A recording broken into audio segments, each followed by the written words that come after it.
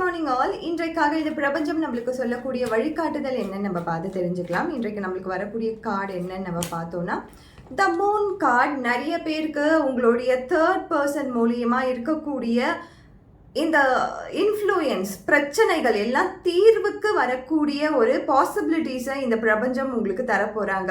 அது love and ரிலேஷன்ஷிப்பாக இருக்கலாம். வேலையில் நீங்கள் வேலை செய்கிற இடத்துல உங்களுக்கு தேர்ட் பர்சனால் ஏதாவது பிரச்சனைகள் இருக்குது அப்படின்னும் பொழுது கட்டாயம் அந்த பர்சன் உங்கள் டீமை விட்டோ அல்லது அந்த வேலையில் இருந்தோ அந்த கம்பெனியை விட்டோ போகிறதுக்கான வாய்ப்புகளை இந்த பிரபஞ்சம் உங்களுக்கு தரப்போகிறாங்க. ஸோ இந்த மாதிரி தேர்ட் பர்சன் மூலயமா இருக்கக்கூடிய பிரச்சனைகள் அனைத்துமே வெகு விரைவில் உங்களுக்கு உங்கள் வாழ்க்கையை விட்டு போகிறதுக்கான வாய்ப்புகள் இருக்குது. அதே மாதிரி இங்கே ஒரு எக்லிப்ஸ் நடக்குது.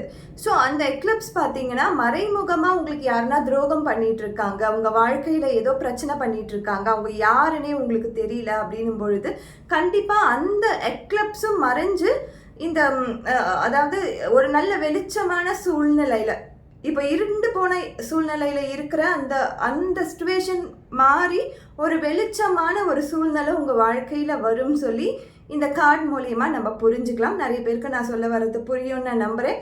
Thank you so much. இந்த எனர்ஜியை நீங்கள் அப்படியே கிளைம் பண்ணிக்கோங்க. ஏன்னா இது பவர்ஃபுல்லான எனர்ஜியாக இருக்குது. இன்றைக்கி வந்திருக்க கார்ட்ஸ் நிறைய பேருக்கு கட்டாயம் இது ரெசினேட் ஆகும்னு நான் நம்புகிறேன்.